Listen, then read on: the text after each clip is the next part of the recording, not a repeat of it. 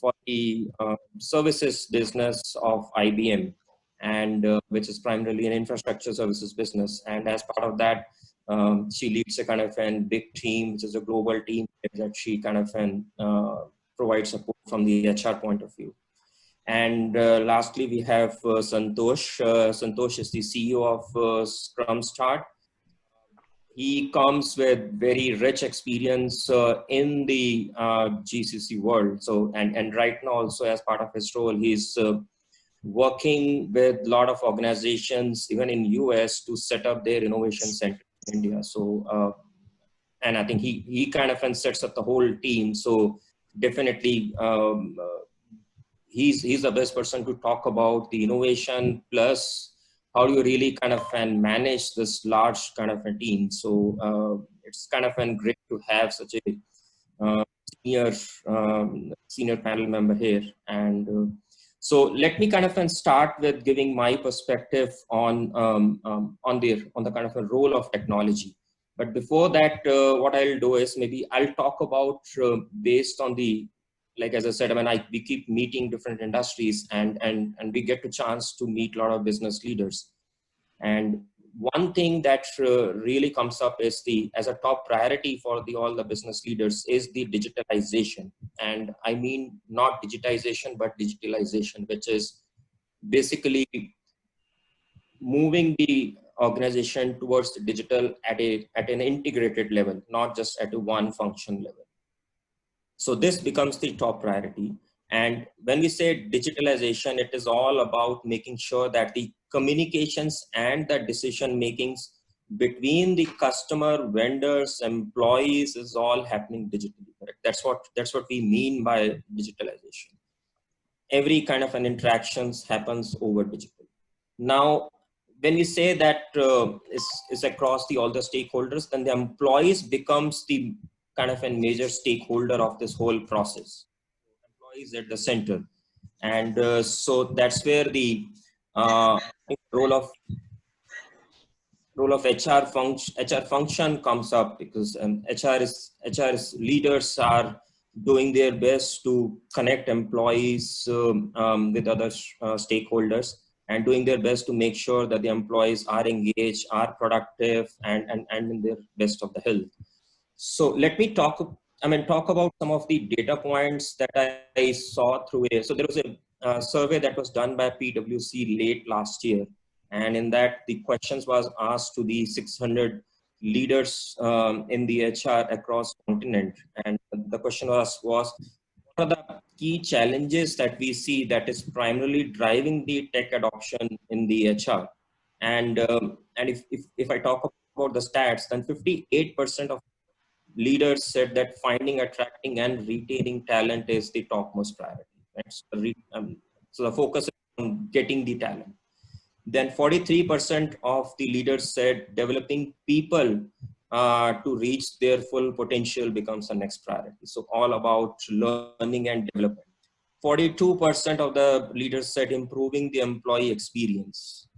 40% said creating a collaborative work environment.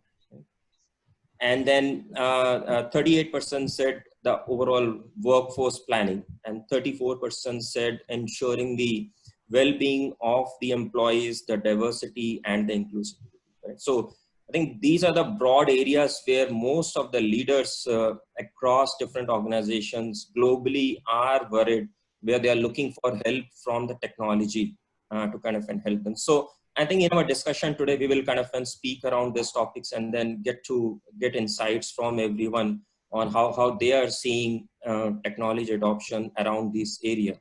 But before we kind of go that, I think investments on the technology in the HR function is happening.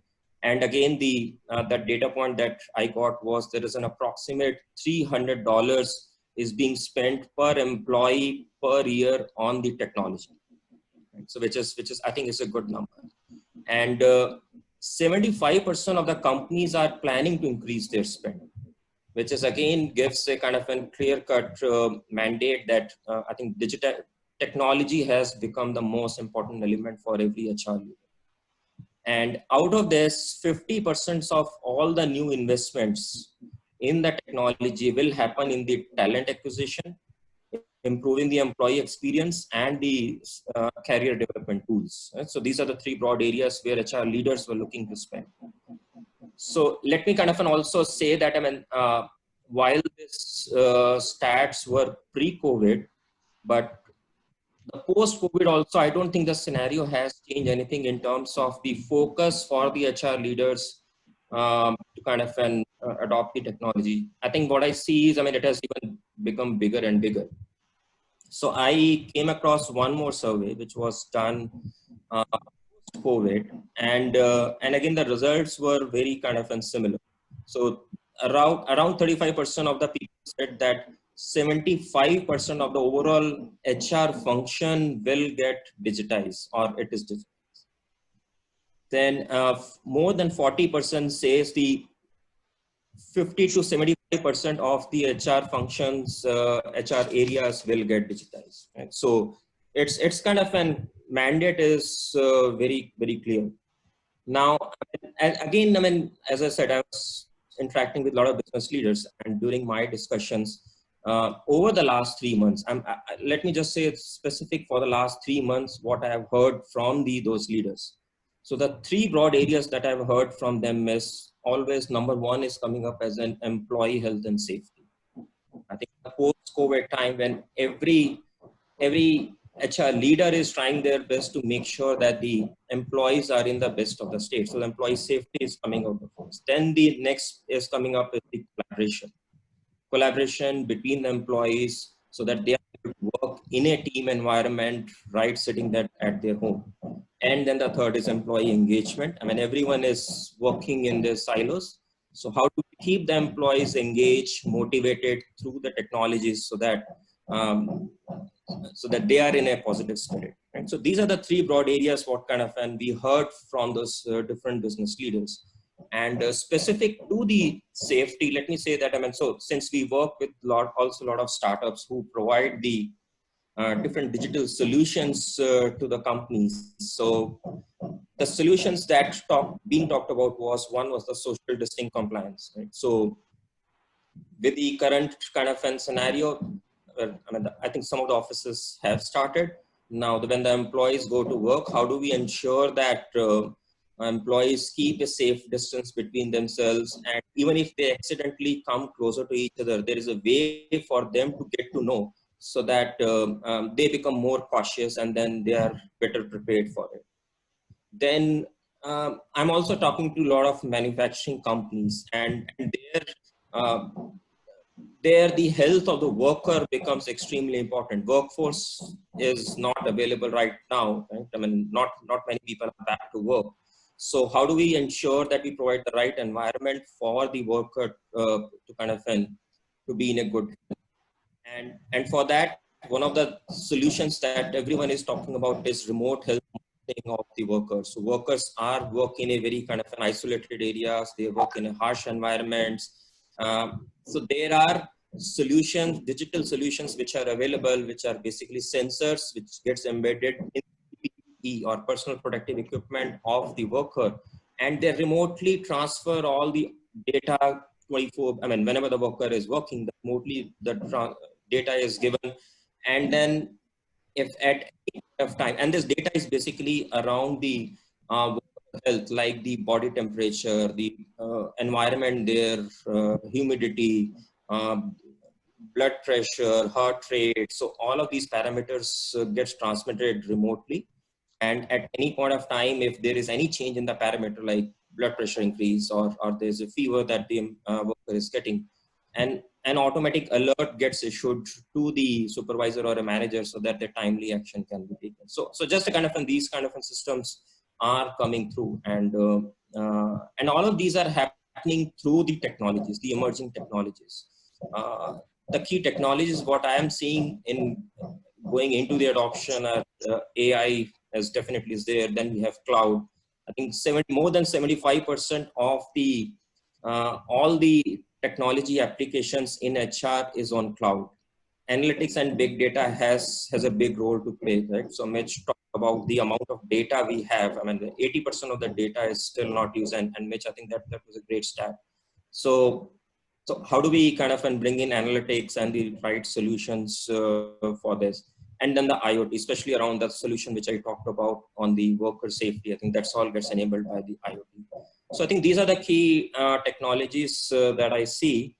And I think, yeah, that's what I had to say as of now. So let me kind of go we have from the different industries and different fields and talk about these specific areas where we think, that the technology can help. So, Mandeep, I think so. We talked about you covering the how AI is can kind of and really help in the different environments or different kind of solutions. I mean, did you get a chance to cover everything, or is there kind of a few more points you would like to add now before we move to the? So, Amit, I think keeping the time in view, it is time to also have views from other panelists, and then I will come back in the end with my recommendations as we discussed. Sure, but I sure. think we should now move on. Sure, Thank you. Sure. Thanks. So, Mitch, maybe I think I'll kind of go to you, and I think it would be interesting to talk about productivity. So, I think productivity right now, everyone is looking at employee productivity. So, I mean, from your experience, I mean, if you can talk about few examples where you have seen technology is helping improving the employee productivity, making them better and better, not just from the skills perspective, but in terms of they are able to do their job kind of and in maybe less time. And this could be because of the improved motivation or any other way. So is there anything, I mean, you can share your insights on it? Yeah, I mean, there's lots of new there's lots of technology out there. Lots of people trying to do the productivity side. How do we track things? How do we measure? How do we measure results? I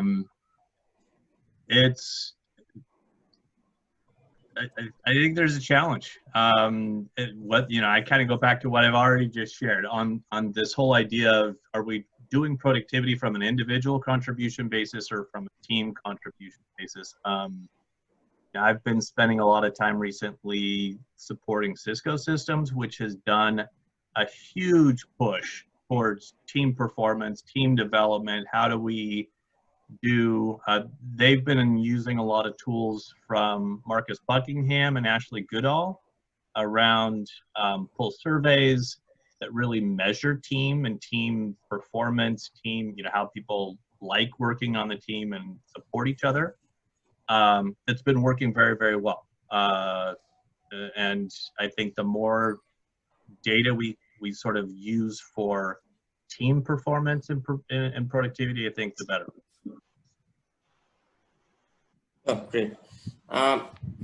Santosh, I think you have been working with the lot of companies in setting up their centers, and out of that, I think the workforce planning will become the most important part of these kind of setup. So maybe can you talk about how something about the strategic workforce planning, how technology is helping?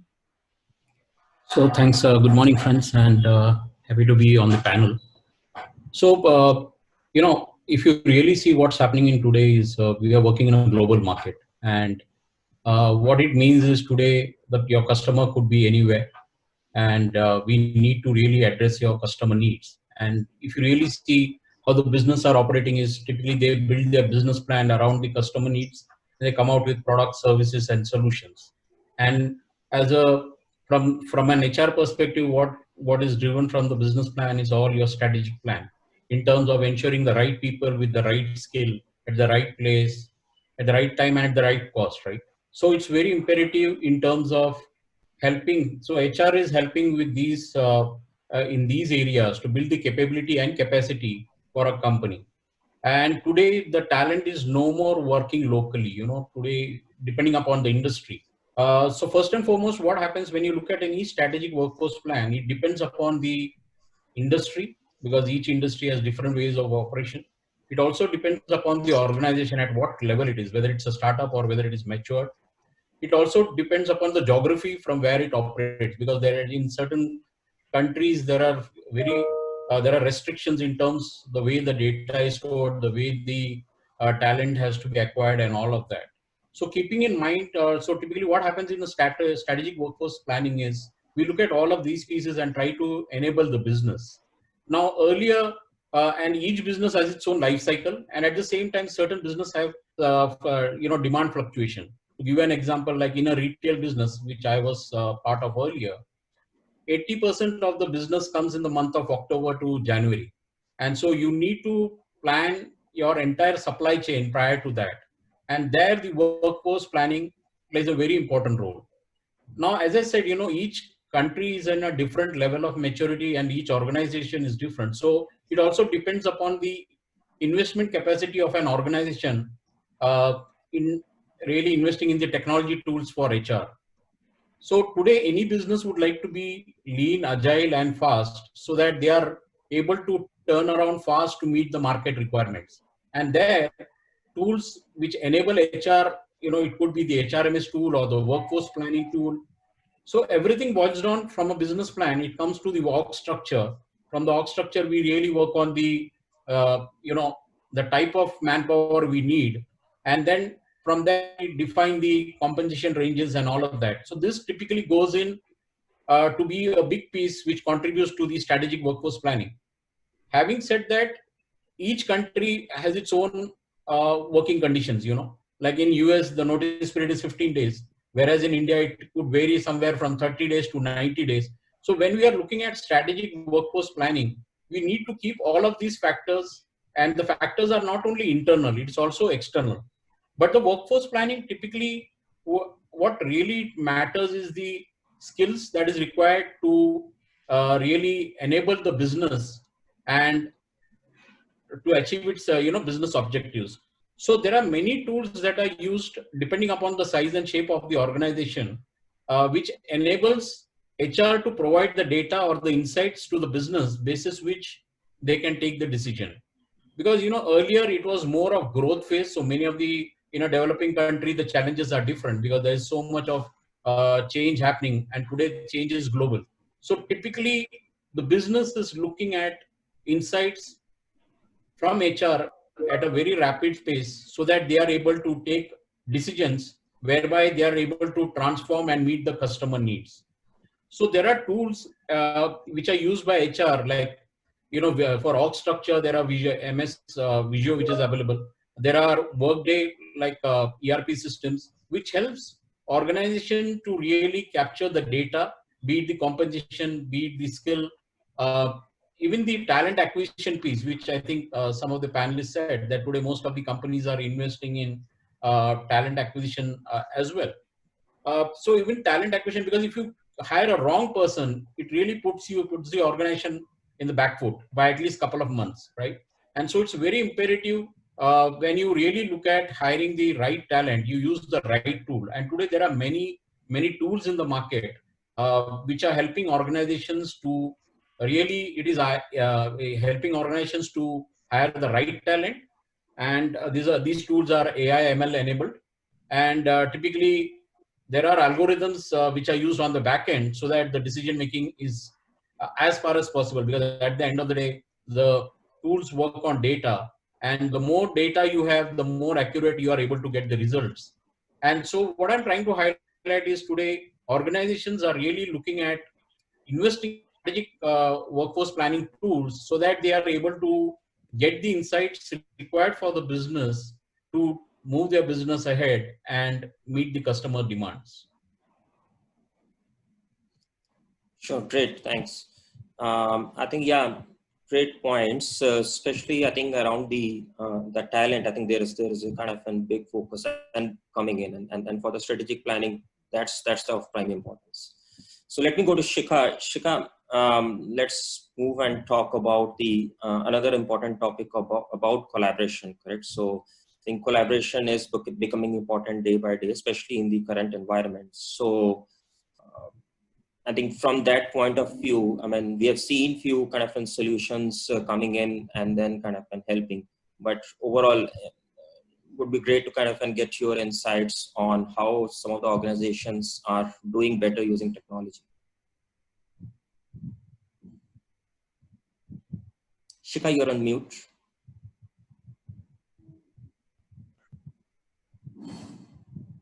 Shika, you're still. There's some problem. So apologies, some problem at my end. Okay. Very good morning, all of you. And it's a pleasure to be on such an enriching and interesting panel. And, Mandeep has discussed about demystifying AI, and Mish has talked about theme-based, AI solutions and implementations. I think, post-COVID, collaboration would become an important theme in organization, and automation would again become an important process to leverage business goals with the help of technology. And in coming years, there would be two kind of companies which would exist. One which would use HR tech to automate process for displacing employees, and they'll have short-term productivity gains. In fact, if you look at all the practices which had happened in AI by the organizations, at many a times, they are being done with an objective of optimizing cost. That would be one cluster of companies which would exist in India, and it was existing in yesteryears also. But there would be another, thanks to the changes, which technology is bringing in the new context, in the new environment which is coming up. There would be set of companies which would focus on forming super teams, and they would focus on leveraging performance through a collective intelligence of human and machines. And they would leverage this collaborative intelligence by utilizing complementary strengths of human beings on leadership, teamwork, social skills, and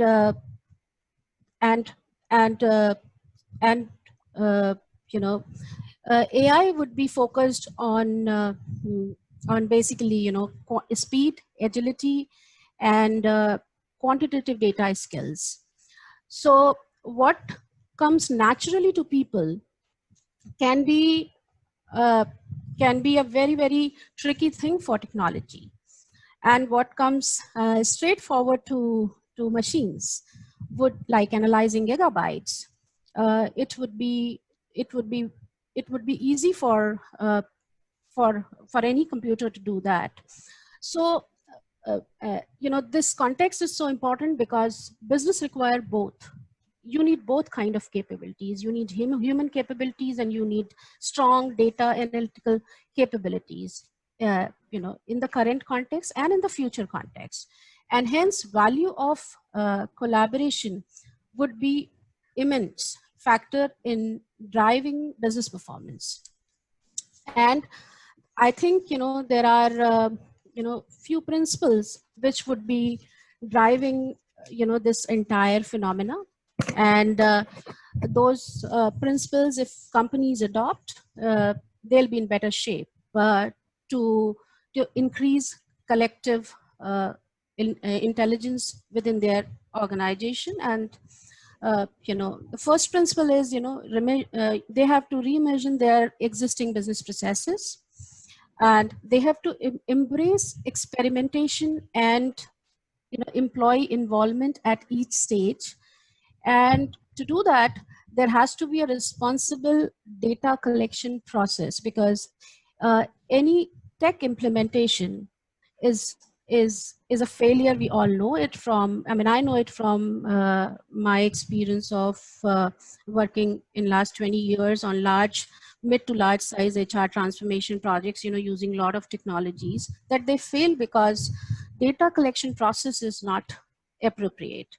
And another, very important point which would come up as a challenge in front of organization while implementing tech solutions would be redesigning work to incorporate AI and cultivate related employee skills. So learning and development would become, or learning and development platforms would see a new life. And I think, if companies can mitigate and can plan, these things, if they are prepared to do this, they can create a resilient organization and utilize collective intelligence of machine and humans to achieve business objectives. So this is what my thought on this issue is, Amit. And Great, thanks. Thanks, Shikha. And I think since you brought up the data collection part of it, and I think Mitch also highlighted a lot about data, correct? So we have tons of data which is kind of still not getting used. And I think the other concerns that comes up with the data is because a lot of HR becomes custodian for a lot of sensitive data for the organization, right? So, and that's where also we need technology and tools to kind of make sure that there is a data security element is also taken care. So any kind of an advice from you on how you're seeing organizations keeping their data secure? And I know you talked about that on only the very minor 3% of the data is getting used. So what are the way forward in that? I mean, how technology we can use to kind of make sure that we increase the usage of the data that we have. So it's kind of two questions around increasing the usage of the data, and then how do we make sure that we keep the data safe? Okay. When it comes to data security, sorry, I mean, I think I have a question to Mitch. Oh, I'm sorry. Oh, no worries. Yeah, I mean, so with regards to data, to me, the biggest problem is every organization uses a very different data model and performance model. So then we generate data that is disconnected. So you can't align performance data to recognition data to feedback data to the learning objective data to the performance and all of that. So when we have it all disconnected, you can't then sort of draw connections between all of this. So to me, big objectives should be connect that all together so that you can do alignment and then connect reporting through the whole process. And that only happens when all the HR functions kind of come together and create those models consistently. As far as data privacy, I think there's a huge risk that organizations face with letting too much data out. I think a lot of people analytics is getting to the borderline of creepy on we're starting to learn so much about people and predict who's going to leave or predict who's not as happy. And although that may be good, it may also be very invasive. And when employees start to understand that, they're gonna start to question, is Big Brother, is the parent looking over them, so to speak. So we need to be real careful on who owns the data, who controls it, letting people know how we're using it, and almost separating the individual identities out of that data before we start to do sort of broader analytics across the company. Great, thanks. Yeah, Shikha, sorry, I mean, I stopped you. I mean, you wanted to add a point on this? So. Well, I think, when it comes to data security and data handling, trust would also play within the organization, that how data structures and how data would flow. Always plays a very important role. So especially, the leadership team or the core team, which is designing, data input to data, exit process. So along with architecture, trust between the leaders would define a very clear and a homogeneous process with minimum, minimum risk involved in, data leakage. That's what my experience says on this issue. That's Mitch has already covered. Great, thanks. So let me come and get to the innovation part of it. So Santosh, I mean, if I kind of ask you how technology is helping do the innovations in the HR, and also how HR is using technology as a kind of a platform to make sure that employees are equipped well to do the innovations. So basically, I mean, the point which I'm trying to say is how technology is kind of in supporting the innovation. Yeah, thanks. So basically, we spoke about strategic workforce plan, which is all about getting the right talent at the right place. So if you link it to the life cycle of an associate or an employee in an organization, right from creating the work structures or org structures, there are tools available which I shared, MS Visio, Workday. There are tools which are available, and most of these tool on security part, those are encrypted. Besides, organizations have data loss prevention tools already installed in the machines and all. So coming to innovation, we see a lot of innovation happening in the talent acquisition space when it comes to the recruitment tools. Like there are new tools which I just recently also shared. Psyche is one of the tools, which is typically using AI ML enabled engine to really ensure that the organization is able to hire the right person at the right time, and they are also able to evaluate the competencies or traits of an individual, so that the decision making is fast. Because today when you float any job, there are so many applications which come in, and you need to really curtail, or you need to really squeeze the time, the turnaround time to hire. So there are these AI ML enabled tools which are typically used for hiring, which ensures that you're able to hire talent across the globe. As I said, today we are working in a global village. So today the talent would reside in any part of the world if you're working in an IT industry. So typically such tools really help the organizations to attract the talent fast. Now earlier there used to be, manufacturing used to conduct this physical test and all, and today in IT industry they do conduct assessments and tests. So there are tools which are used for proctoring, to ensure that the right person is taking the test and we get the right results. So there is again proctoring which is coming to play. If you look at facial recognition is also which is coming into the organization to capture the attendance, to Mitch talked about how they capture the emotions of the people and all of that. So there is facial recognition also which has come into play. I think Manpreet spoke about how we are onboarding resources virtually. So when it comes to the whole HR operation piece, typically we are seeing more use of technology, because now it is not only about the onboarding, but it is also about the employee service management. They are trying to see their personal data within the organization, the leaves, their medical benefits, and all of that. So there are tools around that which are already in place.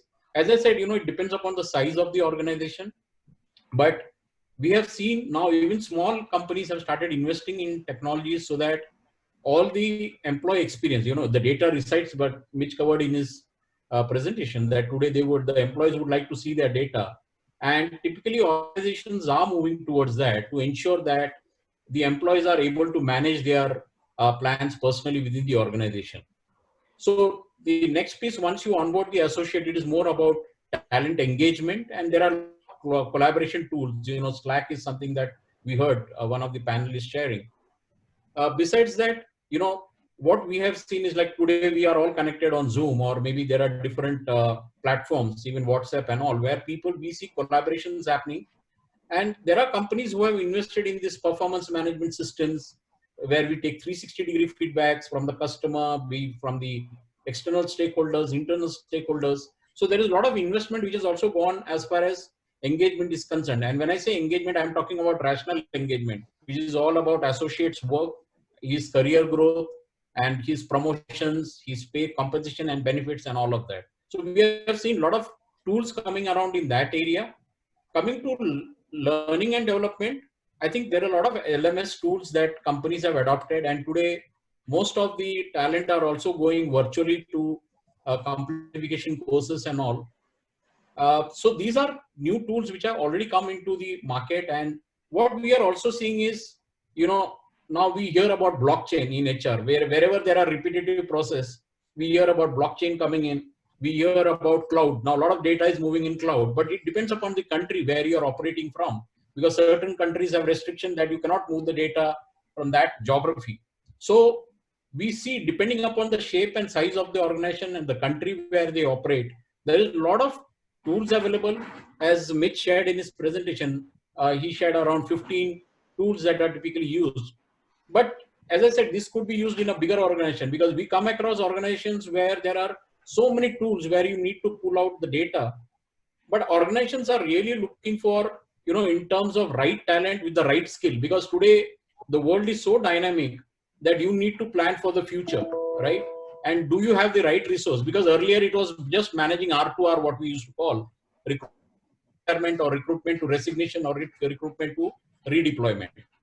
It was an R&R cycle. But today, because of the way we live in a VUCA world where things are changing so rapidly, so we need these tools that within HR, because that's how the business is able to take decisions for the future. And talent, as we all spoke, talent plays a very important role in this whole objective where we are, which enables the business. And so these are some of the tools that we have seen within HR coming in. And as I said, it depends upon the organization, it depends upon the industry, because in certain industry you cannot invest too much, or you cannot carry your tools to the workplace. So if you look at the BPM industry, you cannot carry a mobile as well, right? And so it depends upon the nature of industry, the geography you operate on, the geography you operate in. But there are several tools linked, I just gave you these examples, right, from recruitment to all of this. So there are tools available, but what we are seeing now is more of AI, ML, robotics coming into play, chatbots. We are also seeing, in terms of data moving to cloud. So these are new innovations, what we are seeing within the HR space. Great, thanks. I think that was a very comprehensive summary of different areas tools are used. So let me, move to our kind of a last question of our kind of a discussion. And I think the most important part of the any kind of an digitalization in the organization is the implementation. And because we can always think of anything we kind of desire to have, but then the making sure that all the tools are in place and then they are in people use it, I think becomes the most important. And this requires a lot of change management to be done inside the organization. So Mandeep, can we kind of hear from you, since at IBM, you must be seeing a lot of these examples of new tools getting introduced, and then there's always sometimes resistance comes from employees, and we need to communicate them what is good, what is not good. So how do we manage the change management in the overall implementation process of the technology? Sure, Amit, thanks. And I will share my experience as a HR professional and a researcher, because that's what I've come here in capacity of. Yeah. So first, I would request Shridhar, if you could please share the poll results if they are ready, because that's your, thank you so much, because the contribution of the audience to this panel is as key as all of us here. So if you could please share the poll results, yes, and then I'll add to it. Yes, of course. And among the audience who have shared, whoever answers the poll, they can see the results, the screenshots of which we have sent it to you, Mandeep, as well on your phone. But if you would like me to read it, I can do that as well. Okay, great. And to be honest with you, I'm sure you expected the results already, so no points for guessing. The first poll, which is largely about objectives of what you think adoption or what you think AI in HR is likely to achieve, we have an overwhelming 62% approximately saying, just give me a second, let me give you a breakdown of each one of them so it makes more sense. 62% saying all of the above, so which basically stands for, we have about 12% saying it's due to competitive advantage, 8% saying cost optimization, 4% saying employee engagement, and 15% saying HR function efficiency. I'm not sure personally whether these have been answered by HR professionals at all, because I'm quite shocked what Mandeep was sharing with us during her opening comment was there's a lot. I mean, that was a good story, by the way, Mandeep, as well. There was a lot to be achieved in the field of employee engagement using AI. I mean, that's something that, frankly speaking, it's, to me at least, it's an up and coming kind of a field. Here, I'm quite surprised that 62% are saying all of the above. So I guess that sort of overwhelmingly takes the precedence over everything else. It would have been interesting if you didn't give the option as all of the above. So, you know, that would have given you a lot more insight into what people think. I mean, ultimately, AI at this point in time, our people are still thinking and trying to learn, trying to know, trying to see how best they can adopt and implement, and they want to do it, I believe. A few of us are a bit scared, but, you know, the most of us really want to get on board. Shall I share the second one as well? Okay, great. Yes, please. Yes, please. Yeah, go ahead. Absolutely. Thanks. This is more about the challenges that people have faced. Again, budget constraint challenges people have faced in adopting AI in HR. Budget constraints in a business case, a lack of a business case is about 20%. Lack of skills to deploy, I'm surprised. Only 14% have said that there is a lack of skills. So apparently people think there is enough skill available, which is fair. Lack of customization of AI applications, it's just 5%. So this tells a lot. I don't want to talk. Mandeep is better equipped than I am to interpret these kind of results and talk about it a lot more. But this gives you a fantastic, at least me, absolutely fantastic insight into how people are thinking, what is driving them when they start talking about AI. And whenever somebody says, what's the objection, what's the challenge, there's completely different questions, and the results seem to be almost the same. So I think there's a lot more needs to be done in AI, but then again, I'll get Mandeep to talk about this. And the lastly, it's all of the above takes about 62%. Back to you, Mandeep. Sure, Shraddha, thank you so much for sharing the poll results. And it kind of is helpful because it reflects what we've been thinking all this while. And the fairy tale was for some of the fence setters so that they don't feel scared about AI, because some of us still do feel a little scared about technology in HR and AI.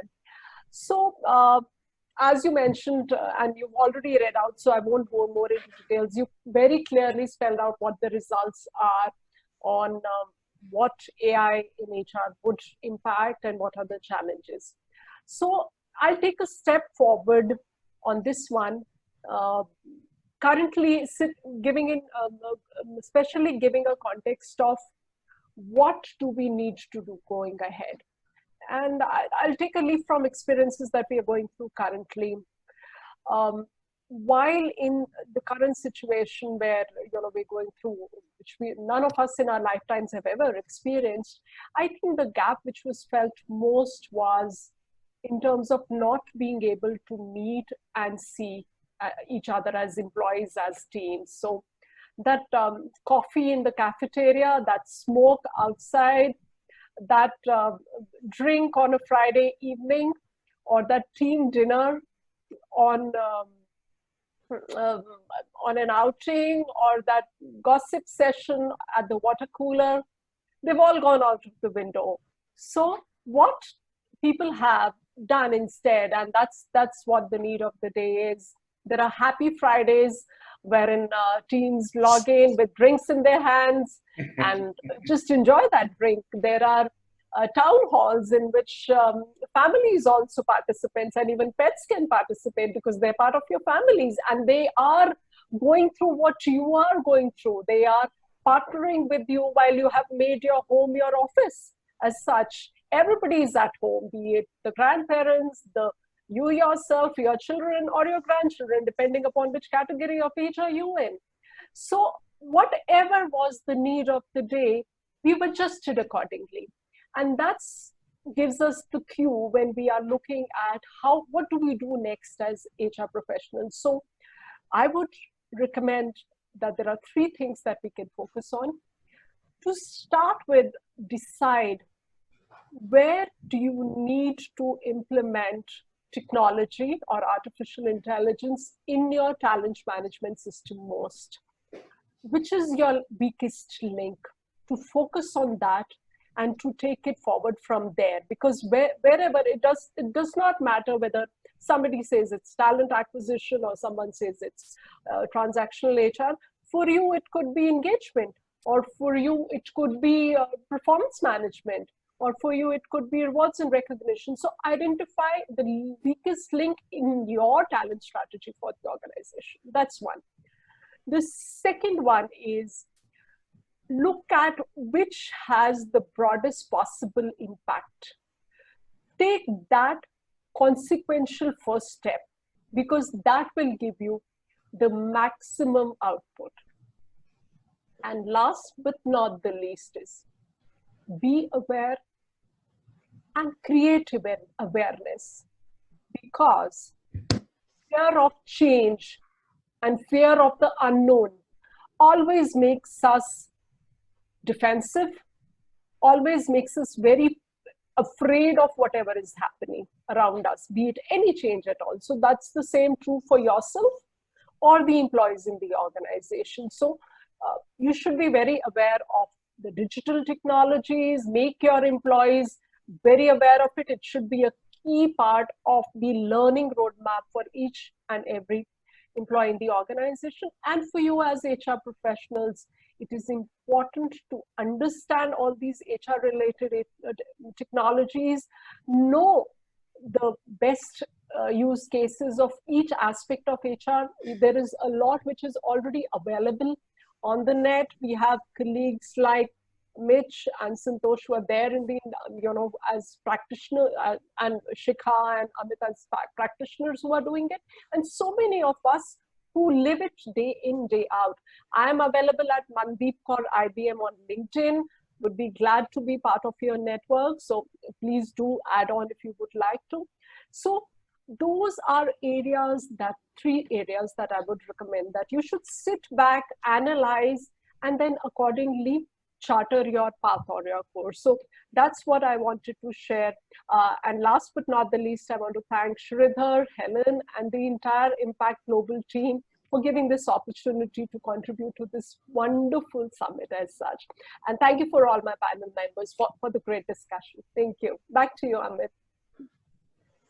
Great. Thanks, Mandeep. I think we are already long overboard. I think we took some more time. So I'll not take time and just kind of closure. I will just make one point, which I typically say every time and I'm speaking on adoption of the technology, is see, it is not easy to understand when you are really starting with it. I mean, going ahead with the technology implementation on what to implement, where to start, how to do. There are a lot of questions that coming in.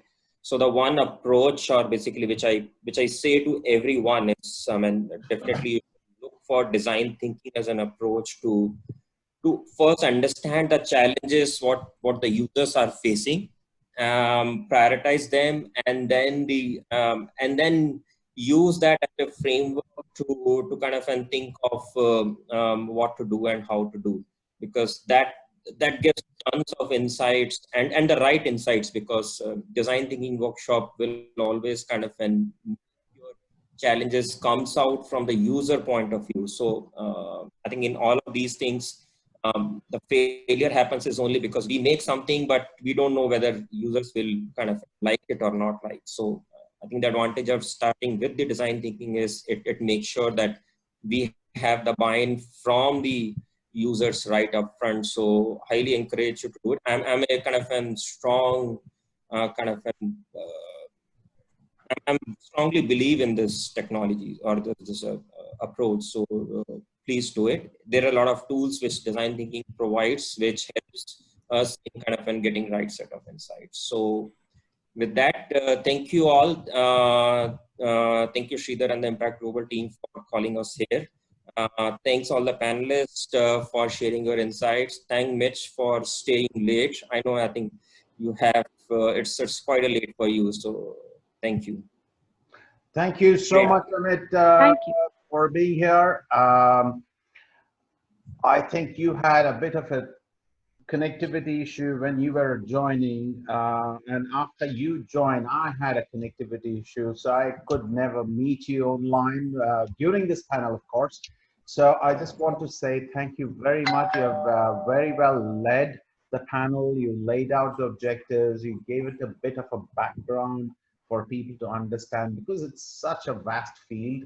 I appreciate your contribution, not just for today, but for all the days leading up to the event, in organizing the Zoom meetings and trying to talk to people as to what subjects we should focus on and all of that.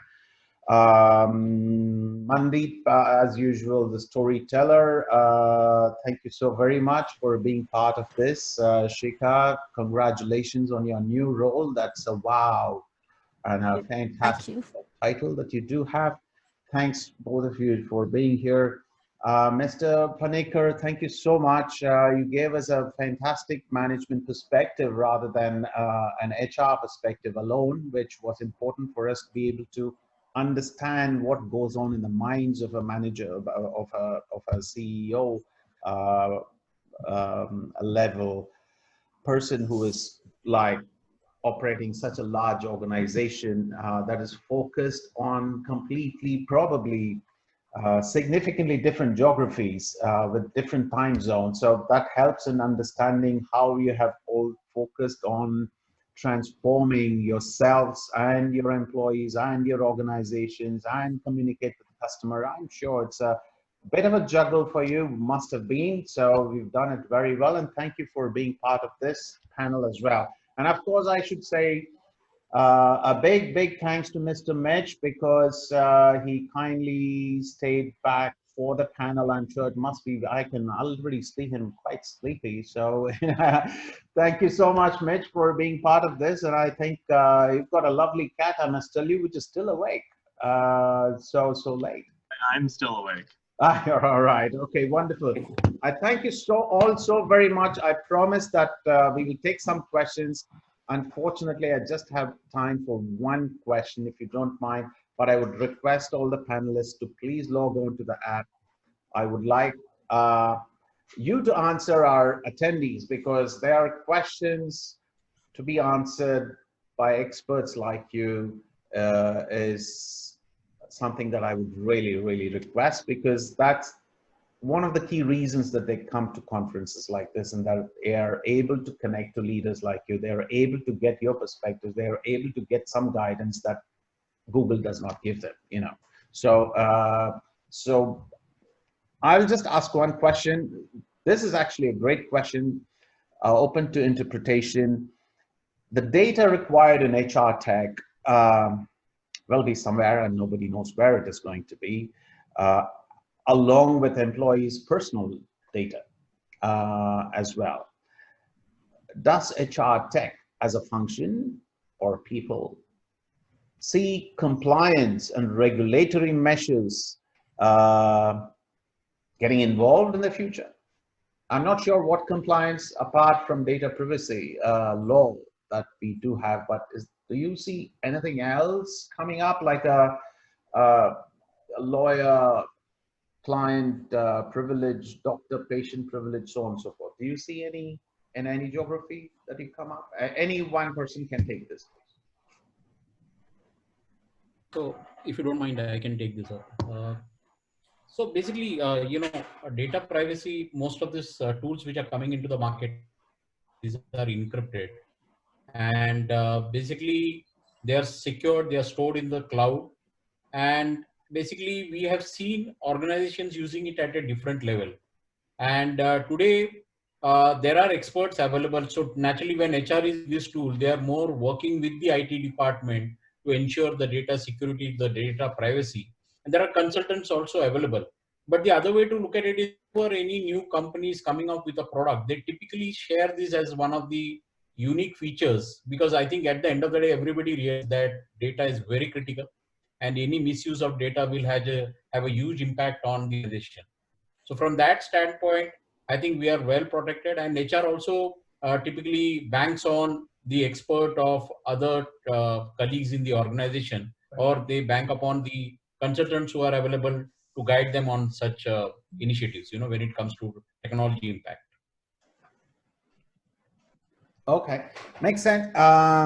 Thank you so very much, guys.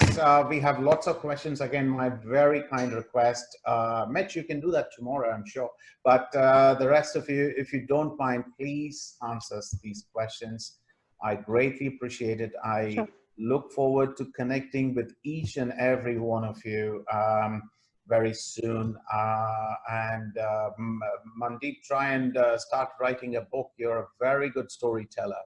So thank you, Sridhar. Thank you for your kind words. Really appreciate it. Thank you all very much, and a special thanks to Mr. Amit Saluja. Thanks for being here. Thanks for leading the session, and see you all very soon, hopefully, in the future. Thank you. Thank you. Bye-bye. Thank you. Stay safe. Bye. Bye. Bye. Thank you.